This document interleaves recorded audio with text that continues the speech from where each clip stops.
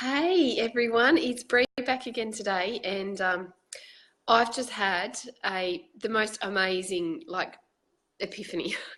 I've just done some meditation. I've had a quiet morning this morning, just reconnecting to me and enjoying the environment and really just tuning in, because I think sometimes we get so caught up in the hustle and bustle that we forget to reflect in and look in. And so I've done some meditation, done some work with some of the processes that I guide my clients through, and I so love it because it reconnects and fires me up. And I wanted to share with you my epiphany because I've done some work this week with some mums who really relate to that whole deep, dark, and God forbid you ever actually say it out loud thought of that I hate being a mum, or I hate my kids. And it's actually been playing in my mind a little bit because it was something that I used to say to myself all of the time, and it was so shame-filled and it was so guilt-riddled, because how could you possibly hate something that you tried so hard for? We tried for 3 years to conceive Blair. There was intervention with fertility treatments, and we were told that we'd never have kids. So when I finally fell pregnant, and it was a blessing, it was a miracle. And then fast forward 3 years, and I found myself consistently saying I really hate being a mum, and it was just such a deep, dark secret that was so hard to admit. Anyway, thought I addressed it a few years ago, and then last night I had a dreadful dream where I was with some of my clients and we were in a meeting, and I just had an utter breakdown, complete and utter meltdown in my dream. And as it started to come out, the words fell out of my mouth, and that was, I just hate him so much. Now, this was just a dream, but I woke up feeling like there was something stuck in my throat, feeling very, there it is again, almost like I had a frog in my throat, like I needed to consistently clear my throat. And so I thought, right, I'm going to do some meditation. I'm going to do some reflection on that this morning, because there's obviously some sort of charge sitting there, even though at the moment I certainly don't feel that way towards my kids. So I've just done some work. And while I was doing this work on myself, I had the epiphany of what is it that when we as mums or we as women say that we hate a situation, we hate that person, we hate being that role, what is it that we're actually hating? What is it that we are actually really struggling with in that moment? Is it in fact the person or the role that we're saying we hate? So for me, it was that I hate being a mum, or I hate him. Is it that the truth of what I'm hating? Or, and this is where my epiphany was, is it in fact the expectations or the perceptions that we are currently holding around that role? Total light bulb moment for me, because in my head, the way I see it is I was putting a big umbrella around the whole I hate being a mum thing, for instance. And I was using that as the deep, dark secret. But what I was actually hating was not the role of being a mum. I love being a mum. Yeah, it's freaking difficult at times. And oh my God, it challenges me beyond what I ever expected it to challenge me in. However, what I hate is the expectation that I put on myself when I'm in that role to be the perfect mum that I deem I should be with the people that are following me or watching me or in my world. Does that make sense?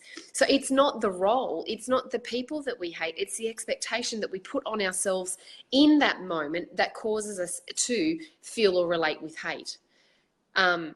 Huge life-changing, earth-shattering moment for me, because in my head, now that I can see that differentiation, whether it's I hate being a mum, or whether it's I hate what's going on in the world, or whether it's I hate X, Y, and Z, it's not that you hate. It's likely more the expectation that you are putting on yourself in how you are addressing that situation in your life. The expectation that you put on yourself to be perfect in that situation all of the time, which puts on this pressure and it adds this burden to your shoulders that is self-imposed, but also gives you the power to remove it when you become aware of it. So the next time you hear yourself saying something like, I hate X, Y, Z, I hate being a mum, I hate being a wife, I hate being in this situation, I hate being in this relationship, I hate that this is happening to me, when you hear yourself saying that, maybe something that you can ask yourself is, well, what what part of this situation am I really hating? Is it my expectations of how I behave in this situation that I'm hating? Is it the unrealistic perceptions that I've created around this situation that I'm hating? Or is it in fact a situation that is really not serving me that I now need to make a change with?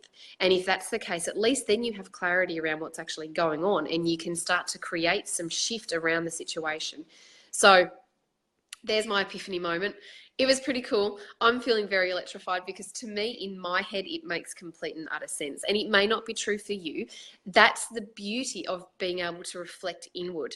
You need, in those moments where you recognize there is a thought or a story or something that is not serving you, in those moments, you really need to take a couple of moments to just still your mind, still what's actually going on, and do some inner reflection of what you're actually struggling with. And when you do that, hopefully you'll have an epiphany. And if you have an epiphany, you can then enjoy all of that beautifulness that comes out of it. If you really struggle to go into yourself, into that inner core of who you are and what your heart and your gut is actually trying to tell you, then maybe you need some strategies. Maybe you need some guidance to be able to do that. And if that's the case, I can certainly help you to do that, because it's a beautiful space when you can connect back into here and know what is actually going on and see your truth for what it is, and then embrace it and make the changes necessary to live and honor your truth. So there's my epiphany.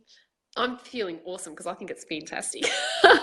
So I hope maybe it's given you a light bulb, something to consider, something different to reflect on. And I really hope that it has at least helped you to see things in a different light, because that's all I'm about. My gift, I hope, my magic that I hope to share with you is just a different way of seeing the BS that you're telling yourself. And if you can do that, you can at least then start to make some different changes. So have an awesome day. I'm taking my son, who I love, to his beach sports today. They've got beach sports at school. So grateful and feeling so very blessed that we live in the amazing space that we do.